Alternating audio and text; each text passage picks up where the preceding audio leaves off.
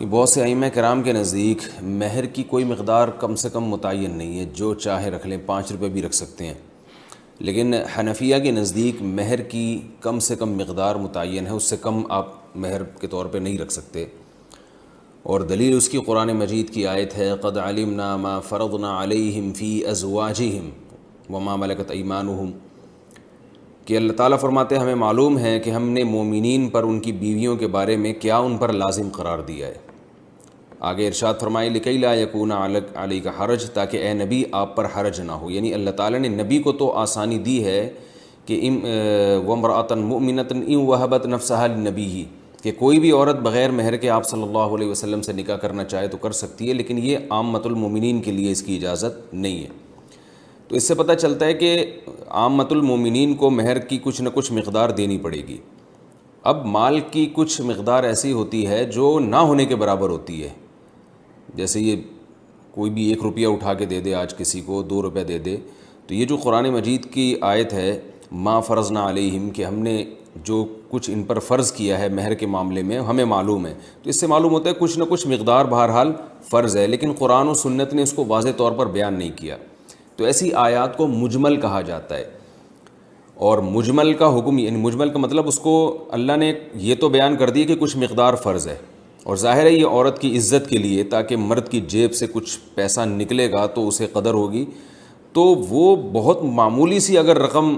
مرد پہ لازم قرار دے دی جائے، جس کو عرف میں رقم ہی نہیں کہا جاتا، جیسے میں نے اس کی مثال دی ہے 5 روپے 2 روپے، کوئی بھی ایک پین اٹھا کے دے دے، تو ظاہر ہے یہ وہ جو شریعت نے جو مہر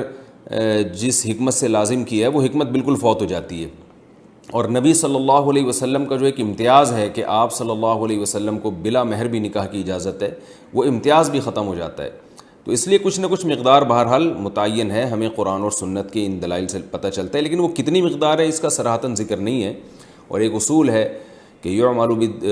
بالدلیل الضعیف عند انعدام ما فوقه من الدلیل، کہ جب ہمارے پاس کوئی مضبوط دلیل نہ ہو کسی چیز کو متعین کرنے کے لیے، تو پھر ایسی صورت میں کمزور دلیل کا بھی سہارا لیا جا سکتا ہے۔ تو بعض روایات سے پتہ چلتا ہے کہ لا مہر لاقل من 10 دراہم، کہ 10 درہم سے کم میں مہر نہیں ہوتا، اگرچہ اس روایت کی سند پہ کلام ہے، لیکن سوال یہ پیدا ہوتا ہے کہ اگر اس روایت پر آپ عمل نہیں کرتے تو پھر آپ اپنی طرف سے جو متعین کرو گے مہر، وہ تو کچھ بھی نہیں ہوگا، یعنی تو قیاس سے بہرحال بہتر ہے، اور ہوائی باتوں سے بہرحال بہتر ہے کہ کوئی نہ کوئی روایت کا سہارا لیا جائے۔ تو اس لیے 10 درہم کا اس روایت میں تذکرہ ملتا ہے، تو 10 درہم 32 گرام چاندی کے برابر ہے، اور 32 گرام چاندی کے ریٹ پتہ کر لیے گا کہ وہ کتنے ہوتے ہیں، وہ کیونکہ ریٹ چینج ہوتے رہتے ہیں، تو اس سے کم میں مہر جو ہے وہ جائز نہیں ہے۔ باقی عورت کا مہر ہونا کتنا چاہیے، تو عورت کا مہر اس کے خاندان کے حساب سے ہونا چاہیے۔ اس میں عورت کا سب سے پہلے خاندان دیکھا جائے گا، اس کی عمر، اس کا حسن و جمال، اس کے اخلاق، یہ ساری چیزیں دیکھ کر جو ہے وہ مہر مثل متعین ہوتا ہے۔ مہر مثل کہتے ہیں کہ کسی بھی خاندان کی خواتین کا عام طور پہ جو مہر ہوا کرتا ہے، تو یہ تو کم سے کم مقدار ہے مہر کی، اس کا یہ مطلب نہیں ہے کہ اتنا مہر ہونا چاہیے، بلکہ مہر تو مہر مثل ہونا چاہیے، جو فقہاء نے بیان کیا ہے کہ ہر عورت کے خاندان کے لحاظ سے اس خاتون کا اپنا، اس کی صفات کے لحاظ سے ہر ایک کا الگ مہر ہوتا ہے۔ آج کل تو مہر بالکل ہی ختم ہو گیا، وجہ اس کی یہی ہے کہ جو میں چیختا رہتا ہوں کہ معاشرے میں عورت کی قدر و قیمت ختم ہو رہی ہے، معاشرے میں ایک بیوی کا رواج ہے، اور آپ نے ایک اصول پڑھا ہوگا سپلائی اور ڈیمانڈ کا، کہ جس چیز کی سپلائی زیادہ ہو، ڈیمانڈ کم، اس کی ویلیو گر جاتی ہے۔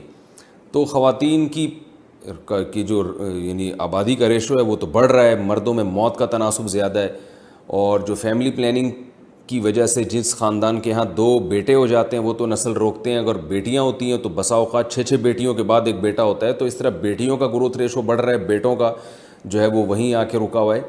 تو ان تمام مسائل کی وجہ سے، اور ایک بیوی کا رواج ہے، تو خواتین کے لیے رشتوں میں بڑی مشکلات ہیں۔ تو میں تو خود چونکہ نکاح پڑھاتا ہوں، بہت کثرت سے میرے پاس جو ہے وہ نکاح کے لیے درخواستیں آتی ہیں، تو میں دیکھ رہا ہوں کہ اچھے اچھے خاندان کی لڑکیوں کا مہر بہت تھوڑا رکھا جا رہا ہے، اور ظاہر ہے وہ لڑکی والے مجبور ہیں، وہ کہتے ہیں یار اچھا رشتہ ملے، اب کیا کرنا ہے ہم نے، تو جہیز تو لیا جا رہا ہے کئی لاکھ روپے کا، اور مہر جس کی شریعت میں ایک ویلیو ہے، اور جو اللہ نے خاص طور پر خواتین کے لیے ایک حق رکھا ہے، وہ اتنا کم ہو گیا ہے کہ یعنی میں لوگوں سے کہتا ہوں یار کم از کم اپنی 1-2 مہینے کی تنخواہ تو لگاؤ نکاح پہ، یعنی بیوی کو مہر دینے کے لیے، وہ ان کی 1-2 مہینے کی تنخواہ بھی نہیں ہوتی. تو یہ پتہ چلتا ہے کہ معاشرے میں عورت کا کس قدر استحصال ہو رہا ہے. تو ایک چیز کی سپلائی کے مقابلے میں آپ ڈیمانڈ کو بڑھا دیں گے، یعنی مرد کو زیادہ نکاح اگر مرد کریں گے اور ان کے حقوق ادا کریں گے تو خواتین جو ہے وہ کم پڑ جائیں گی، اور بہت سے لوگوں کو نکاح کے لیے عورت کا حصول مشکل ہو جائے گا، تو وہ خود بخود اس کی ویلیو بڑھے گی. آپ عرب ملکوں میں جہاں ایک سے زیادہ نکاحوں کا رواج ہے، آپ وہاں دیکھیں بھاری بھرکم مہر دے کے جو ہے وہ نکاح کیا جاتا ہے. تو وہ بھی غلط ہے کہ بہت زیادہ مہر کا مطالبہ کرنا جس سے نکاح کے رواج میں کمی ہونا شروع ہو جائے، یہ بھی غلط ہے. لیکن یہ بھی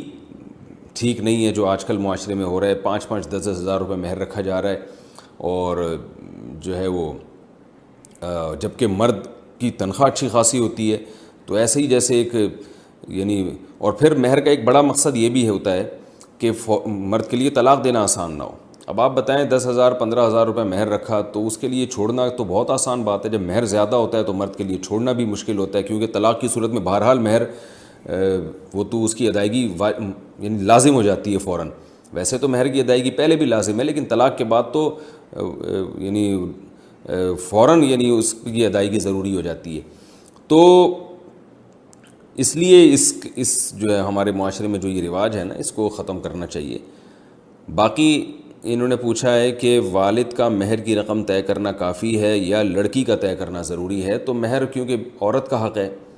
تو اصل میں تو عورت ہی کی رضا دیکھی جائے گی، لیکن عام طور پر لڑکی کے جو والد ہیں وہ طے کر لیتے ہیں، اور بیٹیاں اس پہ خوش ہوتی ہیں کیونکہ والد پر اعتماد ہوتا ہے کہ انہوں نے ہمارے مفاد میں ہی سوچا ہوگا.